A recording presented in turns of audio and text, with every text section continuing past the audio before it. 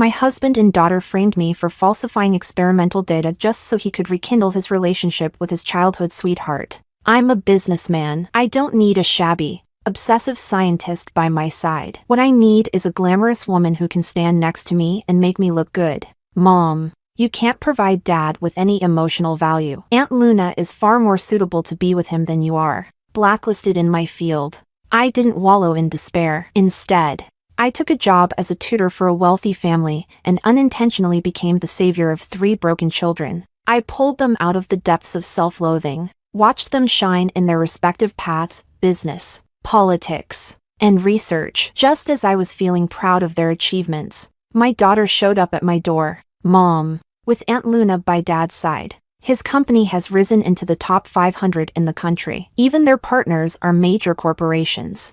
I've been groomed as a socialite and am now quite famous in elite circles. And Aunt Luna has become a top-tier cosmetic formulator. People line up just to buy her products. In this world, you're the only one who's still stuck in the past, living a mediocre and insignificant life.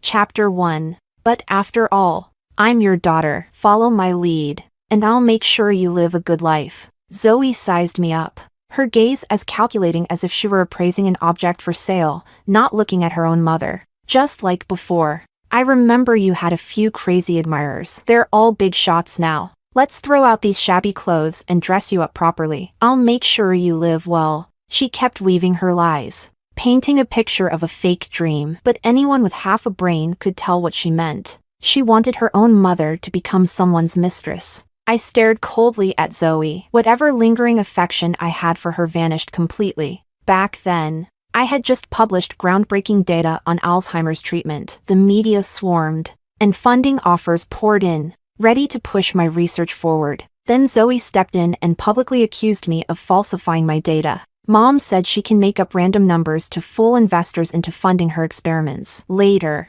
she'll just announce the research failed and pocket the money. I can't let Mom keep doing the wrong thing.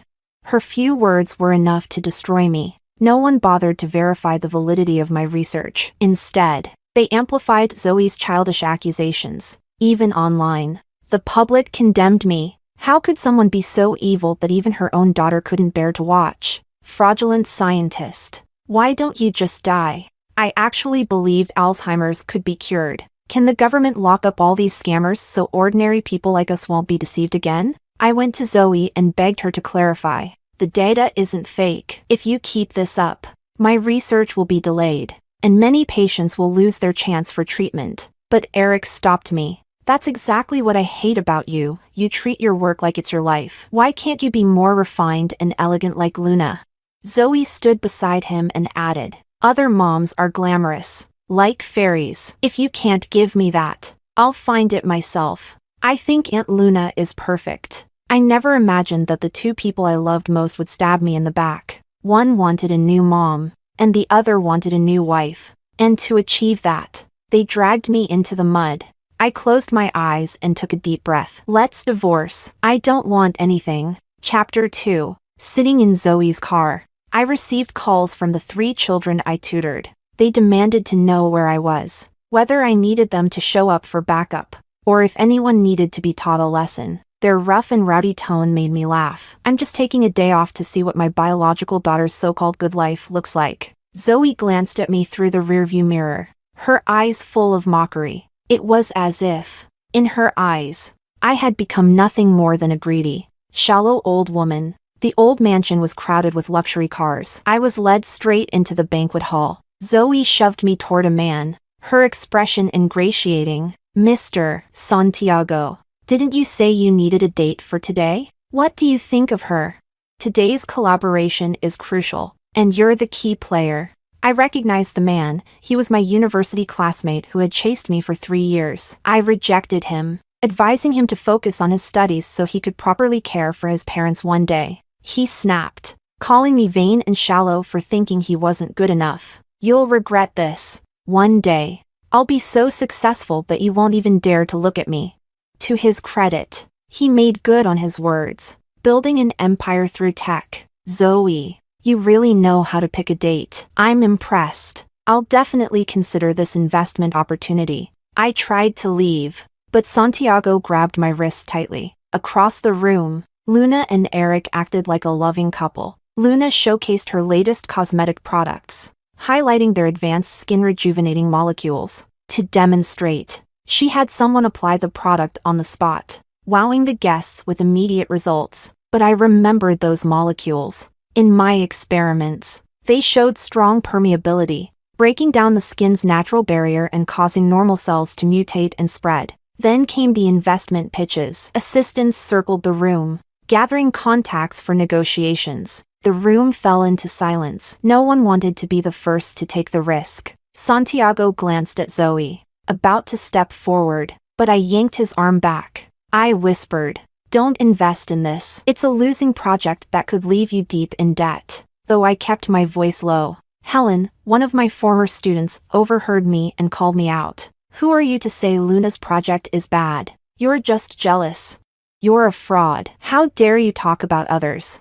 Suddenly, everyone's eyes were on me. If looks could kill, I'd already be dead. Luna turned to me, her confident smile shifting to one of vulnerability. "I invited you to the banquet out of kindness, yet you humiliate me like this. You can't assume everyone is a fraud just because you faked your data." Eric pulled her into his arms, glaring at me like I was dirt. He always protected Luna, nothing had changed. Even Zoe stood with them. "If you keep slandering my mom, please leave." They were perfectly united against me, making me look like the villain. Luna's products have always worked. I think this project has potential. I'm investing.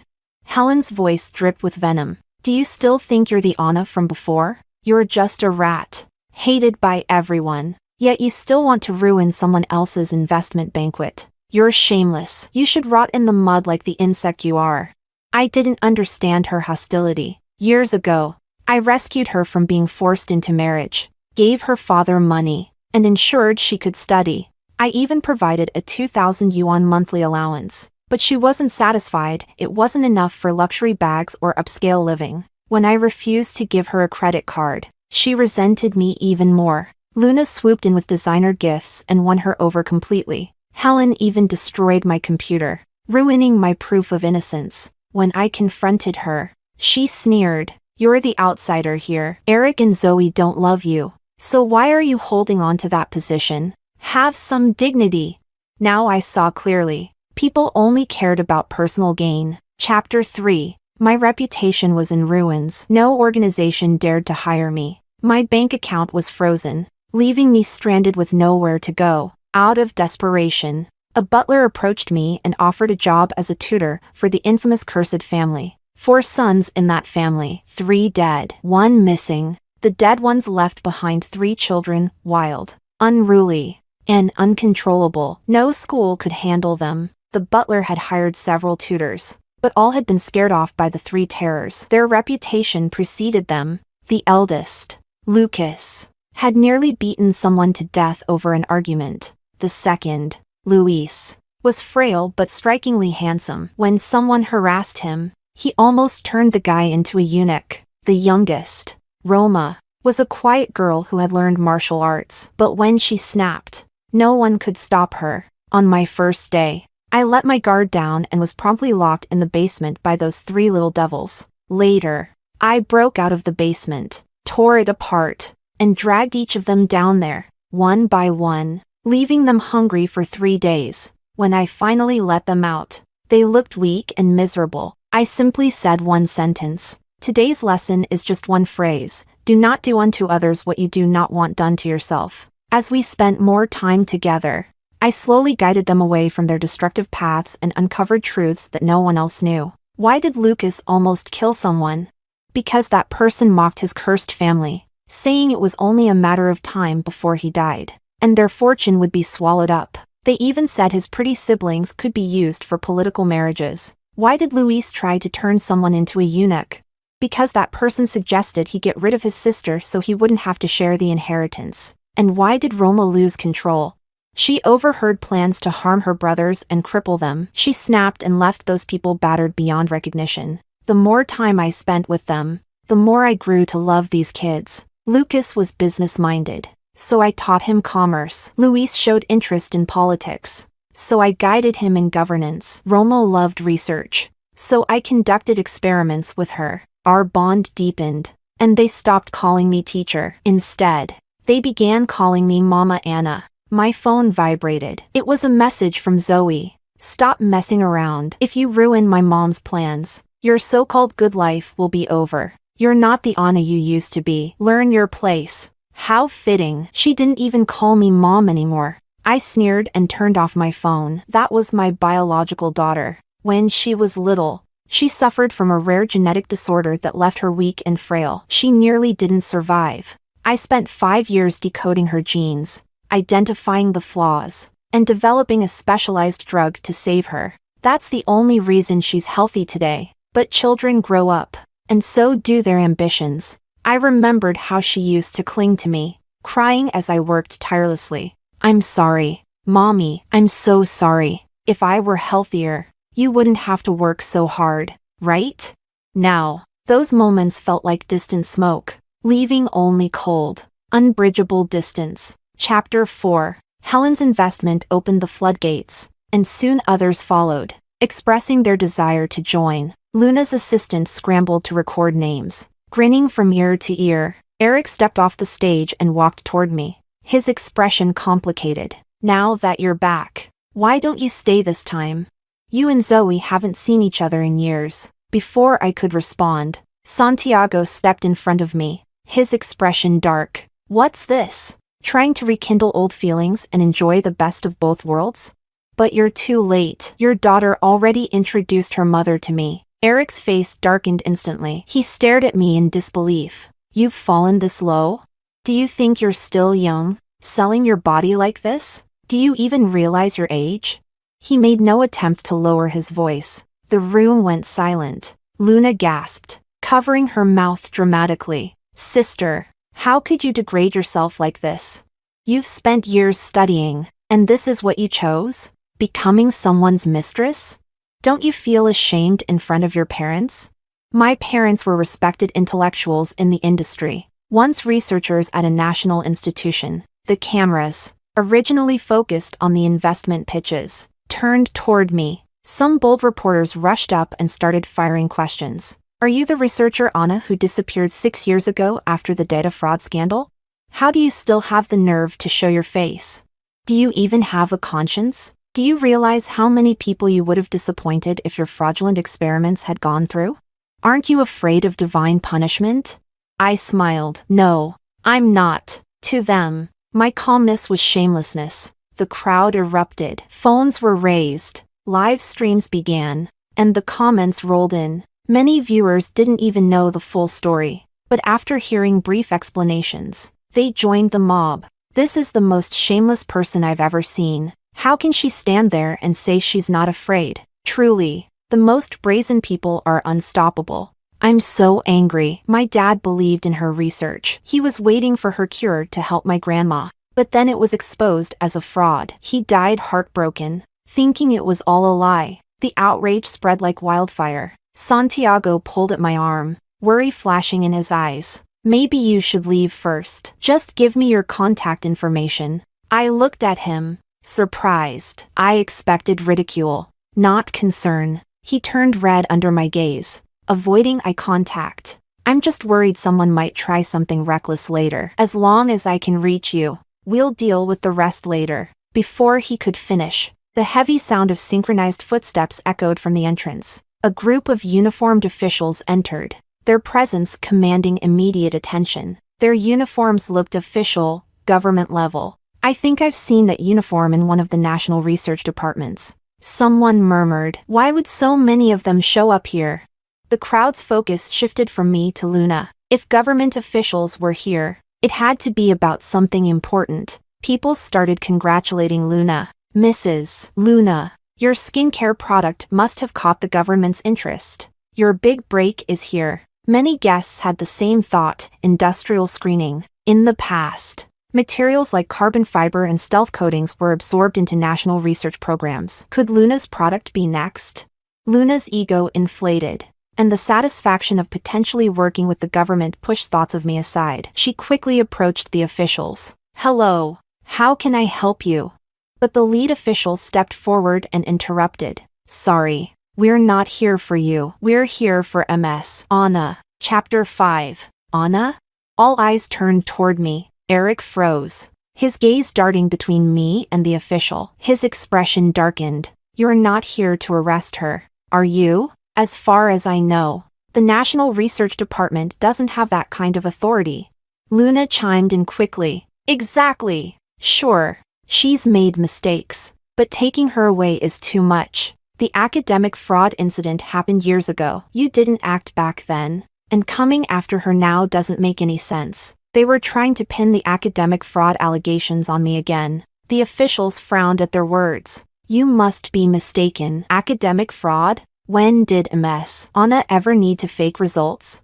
Ms. Anna is a technical advisor for the National Research Department. We're here today to invite her back to the lab. Researcher Roma has hit a bottleneck in her studies and needs Anna's expertise. The room fell into stunned silence. Not only the guests but also the reporters looked dumbfounded. These journalists, so quick to attack earlier, had jumped on the fraud accusations without hesitation. Now, in a sudden twist, I was revealed to be a government consultant? Luna's forced smile began to crack. A technical advisor? But surely you've seen the reports. She committed academic fraud. How could someone like that become a technical advisor?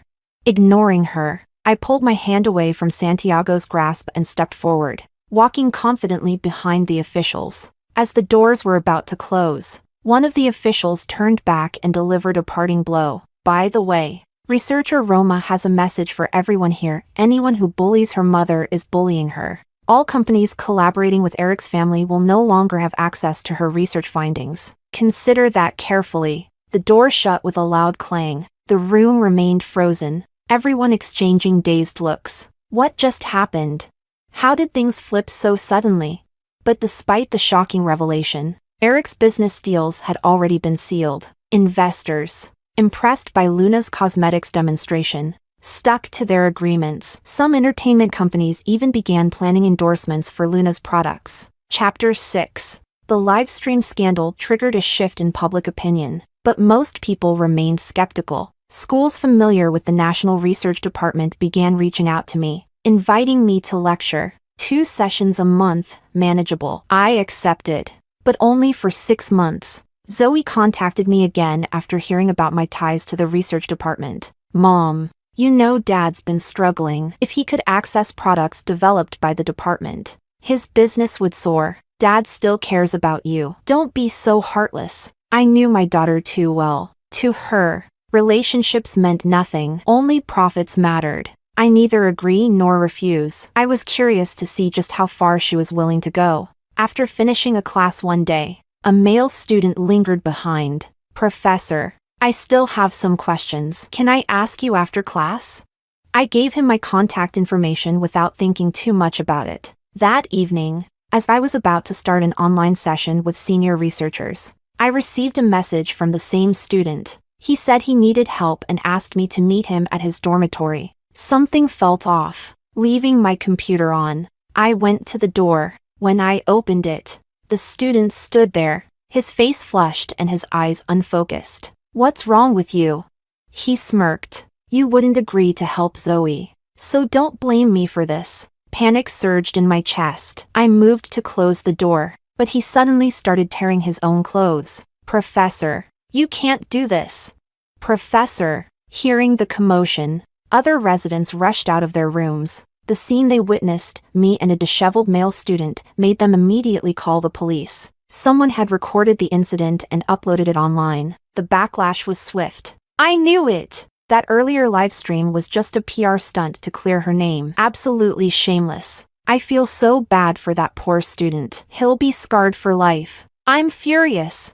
I really thought she was innocent, but her true colors showed so quickly. Am I the only one relieved that she exposed herself before harming more students? Zoe called me, her voice dripping with malice despite her cheerful tone. If you won't help, then you might as well disappear. I don't need a useless mother like you. The scandal spiraled out of control. Even the university's official website was bombarded with demands to fire me permanently. Facing mounting pressure, the administration called and urged me to resign. I skimmed through the comments online and laughed. The female officer questioning me frowned at my reaction. You need to take this seriously. We're conducting an investigation. I raised my hands and leaned back. Don't worry, the truth will come out soon enough. Right now, I have no reason to answer any questions. Chapter 7. Luna and Zoe went live together. Zoe's eyes brimmed with tears, her voice trembling as if she were deeply wronged. She had always portrayed herself as a poised,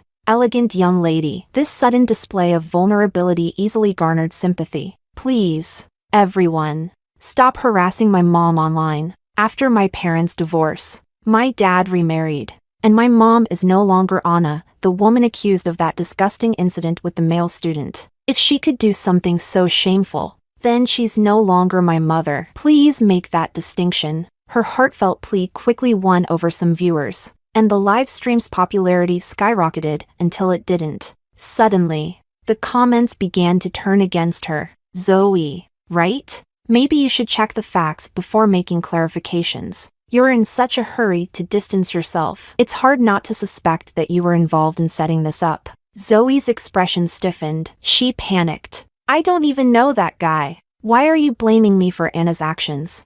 At the same time, a video surfaced online, footage recorded at the teacher's dormitory that captured the entire incident. The truth was clear. Public opinion flipped almost instantly, and police department phones rang off the hook. Calls came from national offices, international inquiries, and media outlets. Even the officers in the room with me looked unsettled. I glanced at the female officer and smirked. You got the update, didn't you? Blushing, she nodded. Luis arrived with a lawyer to pick me up. While the male student who framed me wasn't so lucky, he was held in custody. The student ranted as they detained him. Did someone bribe you? I'm the victim. How can you just let her go? The female officer rolled her eyes and played the footage for him. A victim who undressed himself? You're lucky, MS. Anna isn't pressing charges. Sit down and reflect. The student's confidence shattered. He slumped in the chair, completely broken. She was on a video call? Why was she teaching online? I'm finished. Completely finished. Chapter 8. Luis sat in the car with a stormy expression. I knew he was furious. I reached out to pat his head, but he grabbed my hand. Mom, what if I destroy Eric's company? They're such an eyesore. Especially Zoe, that ungrateful snake. What if I leave her with nothing?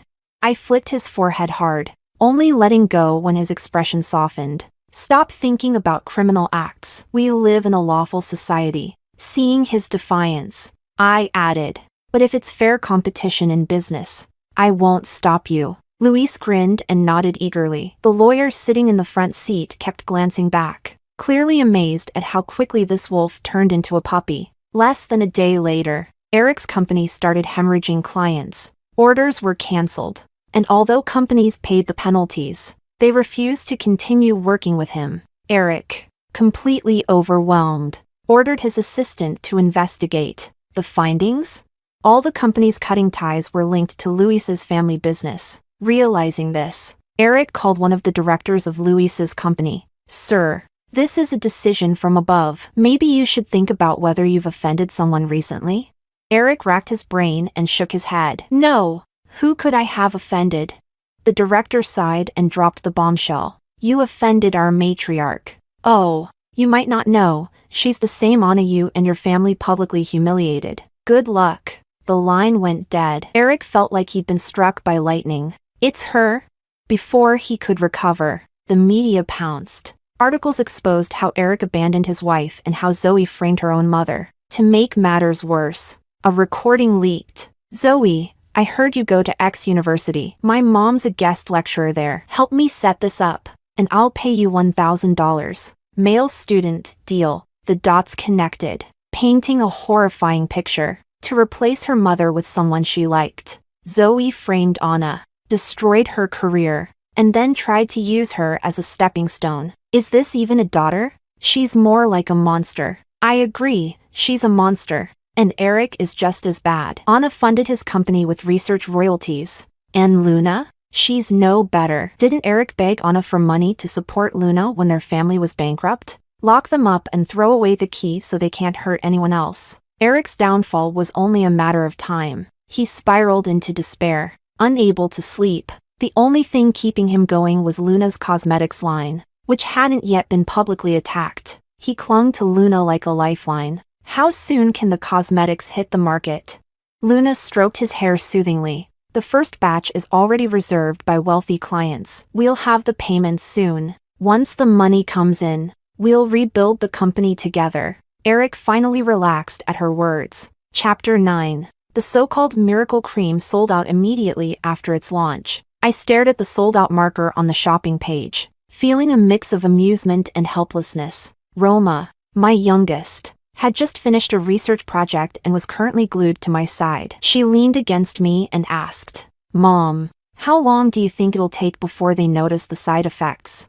I thought for a moment. 3 days, probably. Sure enough, by the third day, the counters selling the cream were mobbed with angry customers. Online buyers stormed the company headquarters, demanding to confront Luna and hold her accountable. Luna remained blissfully unaware until a furious socialite barged into her office. The woman ripped off her mask, revealing a swollen face that looked like a puffed-up dough ball, her features distorted beyond recognition. "Luna, what's going on with your cream? Look at my face. Fix it." My husband finally came home, and he ran away screaming when he saw me. Luna was horrified, while Luna was cornered in her office. Others who couldn't find her turned their attention to Zoe. Zoe, unable to recognize the enraged women at first, trembled as their voices grew louder. "Why are you coming after me? Go find Luna. It's her cream, not mine." The socialite sneered. "Isn't Luna your mother? Trying to cut ties now? Don't you think it's a little late for that? Besides, have you tried the cream yourself? Why should we suffer while you and your mother walk away unharmed?" With that, the socialite signaled her bodyguards, who held Zoe down and smeared the cream all over her face. Zoe screamed in terror. "No, don't. I don't want to look like you. Help me. Somebody, help me." But everyone there had been victims of her family's product. Not one person stepped forward to save her. As the cream absorbed into her skin, Zoe's complexion briefly tightened and glowed. However, since the bodyguards had used too much, the swelling appeared almost immediately, something that took others 3 days to experience. Zoe collapsed to the ground, writhing in pain. Suddenly, she grabbed the socialite's hand and pleaded, "I know someone who can fix our faces. My mom, not Luna, my real mom." She warned Luna about the cream that day, but Luna didn't listen. If she knew the formula was faulty, she must know how to fix it. "Let's go find her. And if she won't help us, we'll make her face look just like ours." Before Zoe could finish, the socialite kicked her aside. "Don't treat us like you treat your mother. We're not ungrateful brats who threaten people when we need help. No wonder you ended up like this." Chapter 10. I instructed Roma to contact the research team immediately and prepare an antidote for the cream's side effects. We posted my contact information on the official website, letting people know they could reach out for treatment. However, I made one thing clear: anyone collaborating with Eric's company would not receive help unless they canceled their partnership.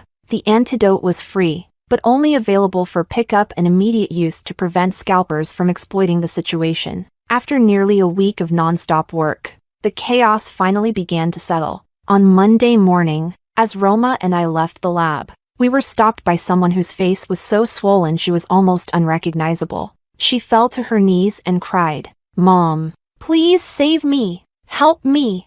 Roma immediately stepped in front of me and kicked the woman aside. "Who do you think you are, trying to steal my mom?"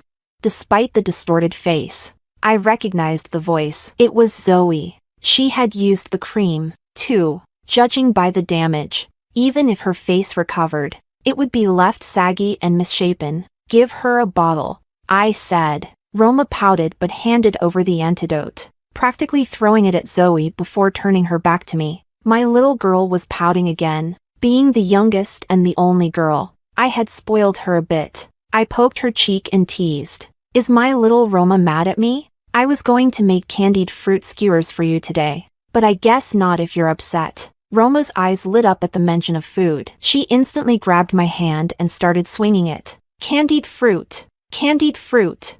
Mom, I'm not mad anymore. As we turned to leave, Zoe clutched my sleeve. Her swelling had gone down slightly, but she still looked ghastly. Her voice trembled. Mom, can I go with you? Dad and Luna are bankrupt. The house has been seized. I have nowhere to go. Mom, I'm sorry. I know I was wrong. Please take me back. She made herself look as pitiful as possible, relying on the belief that she was my only daughter, the one I had pampered and adored, giving her everything she wanted. She thought I'd fall for it again, that if she played her part, I'd take her back and help her rebuild her life. But I pried her fingers off me. For the first time, I looked at her with eyes devoid of any warmth. Are you confused?